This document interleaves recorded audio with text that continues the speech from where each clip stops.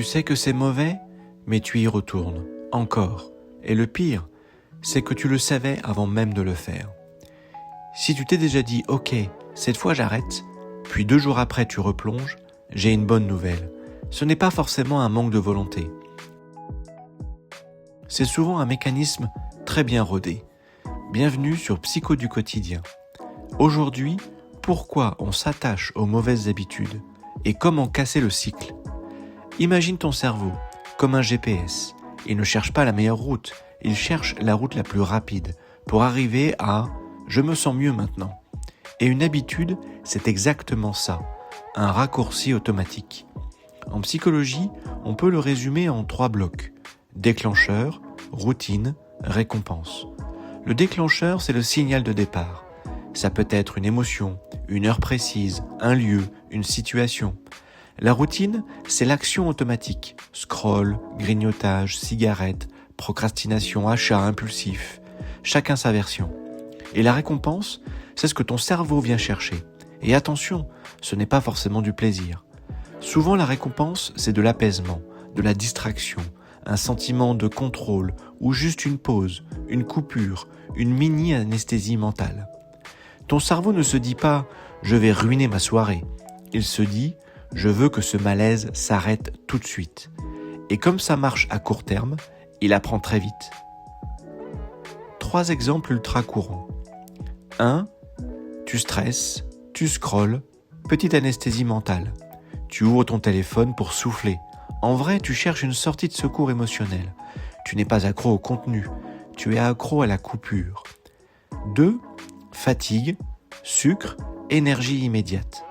Ton corps est à plat, ton cerveau veut une solution rapide. Le sucre, c'est une bonne perfusion express. Sauf qu'après, tu t'écroules, tu culpabilises et le cycle se renforce. 3. Ennui, achat, micro-excitation. L'ennui, c'est un vide. Acheter, c'est un mini-film. Je cherche, je choisis, j'imagine, j'attends le colis. Petite dose de dopamine emballée en carton. Dans ces 3 cas, l'habitude n'est pas bête, elle est fonctionnelle. Elle répond à un besoin, juste pas durablement. Ok, alors comment on casse le cycle ? Je te donne une méthode en 4 étapes. Simple, mais puissante. Étape 1. Identifier le déclencheur. Pas juste « j'ai scrollé », mais pourquoi maintenant ? Pose-toi 3 questions. C'était quelle heure ? J'étais dans quelles émotions ? J'étais où ? Et dans quel lieu et avec qui ? Tu cherches le pattern, parce que l'habitude, c'est souvent une réponse à un contexte précis. Étape 2. Garde la récompense, change la routine, c'est ça la clé. Tu ne vas pas gagner contre un besoin, tu dois le rediriger. Si la récompense c'est l'apaisement, teste un autre chemin. Stress, fais 60 secondes de respiration, 3 minutes de marche, ou message à un ami, j'ai besoin de sortir de ma tête. Même récompense, calmer.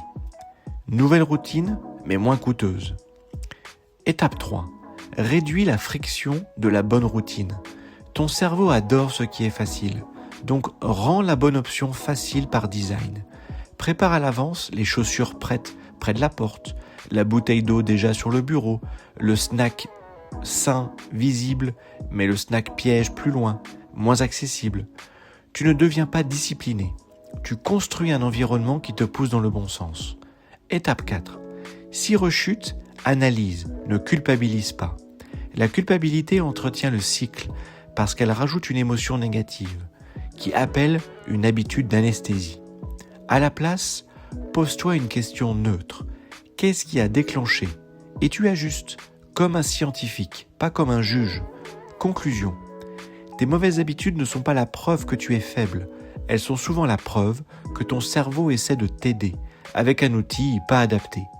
Donc la stratégie, ce n'est pas plus de volonté, c'est déclencheur, routine, récompense. Puis on change une pièce à la fois.